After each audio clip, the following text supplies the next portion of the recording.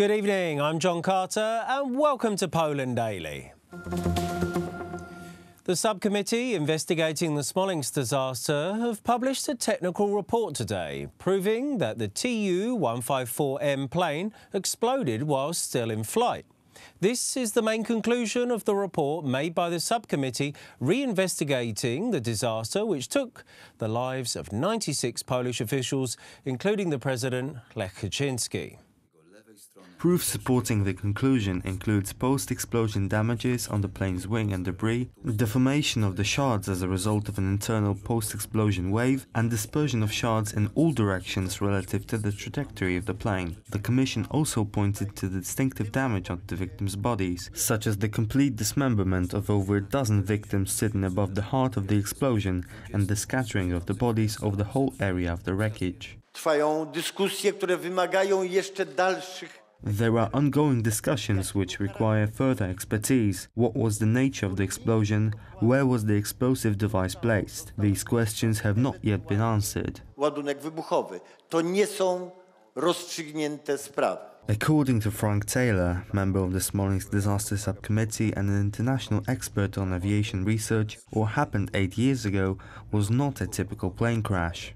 But so far, we've only had time to look and make an opinion on certain aspects.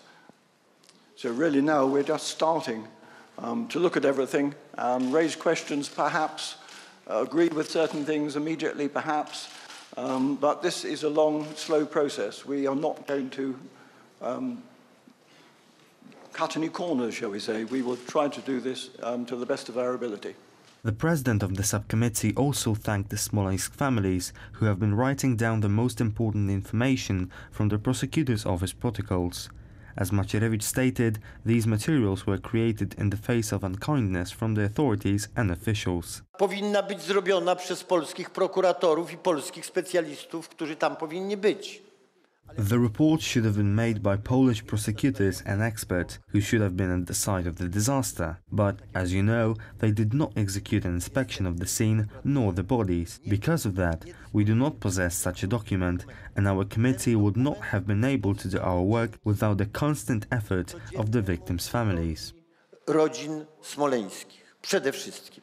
Później, powtarzam, był kontynuowany przez naszą komisję. The National Prosecutor's Office received the technical report of the investigation today. The final report will be finished after all the exhumations are conducted and the American experts finish their work, which, as Macierewicz said, will take at least a year. The decision has been taken. The next time the Polish Parliament convenes, work will begin on setting up a parliamentary committee to investigate the massive value-added tax frauds that were allowed to take place under the previous Liberal government. The committee will have the capability to figure out who the culprits are. There are different levels of guilt. There is, of course, legal responsibility, but also political responsibility. Our commission will find out which decisions allowed this fraudulent procedure to take place and who decided to take those decisions. For a number of years, tens of billions zloty were siphoned out of the state budget and nobody did anything about it. The commission will focus on the responsibility of the previous government for their ineptitude in combating the large-scale fraud against the state perpetrated by organized crime groups. Let's be honest about it. It was the previous government that was in power during those 8 years when the VAT fraud skyrocketed. It seems as if there was a conscious decision taken at governmental level enabling the VAT mafia to steal from taxpayers. The organized crime groups that enriched themselves through VAT fraud had their golden period in the years 2007-2015. It is estimated that in those years, 250 billion zloty, around $75 billion, was stolen from the Polish state. If it turns out that certain members of parliament, party members or even the leadership of the Civic Platform Party enabled the VAT mafia to steal from the state, then they should be put behind bars. Parliamentary committee is expected to start its investigation next month. A small group of protesters from the opposing Obywatele RP party tried to enter the Polish parliament earlier today. They were carrying banners clearly intending to create a manifestation. Joanna Schering-Wilgus, an MP from the Nowoczesna party, claimed that she invited the protesters in for a cup of tea. The protesters then occupied the office reception in an attempt to slow down the work of Parliament. Jesteśmy w sumie bezradni, a kosztuje to nas dużo, tak szczerze mówiąc, zdrowia. Unfortunately, there is nothing we can do. To be honest, it was quite nerve-wracking. We have had some difficult situations to deal with here before, but not anything as violent as this. For me, it was very primitive behavior.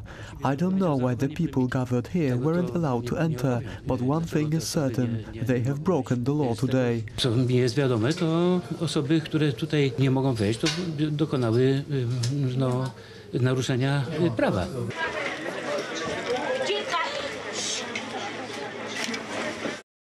An Algerian military plane with 257 people on board crashed near Boufarik Airport, not far from the capital of Algeria. Tragically, there were no survivors. It happened around 8 in the morning. I was in my home. Suddenly we heard a big explosion. Me and my neighbor got in my car and drove to the site. It was then that we realized that it was a plane crash. When we got there, we found many bodies.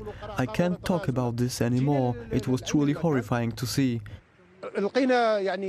Local media have stated that dozens of bodies have already been recovered from the remains of the plane. The Algerian Il-75 crashed right after takeoff with around 250 soldiers on board. The cause of the disaster is still unknown. The spokesman of the Algerian Department of Defense declared that there were 26 members of the Polisario Front among the dead. The Polisario Group is an organization that supports the full independence of West Sahara, which is partially under the control of Morocco. Thank you for joining us this evening. I'm John Carter, and Poland Daily returns same time tomorrow. Good night.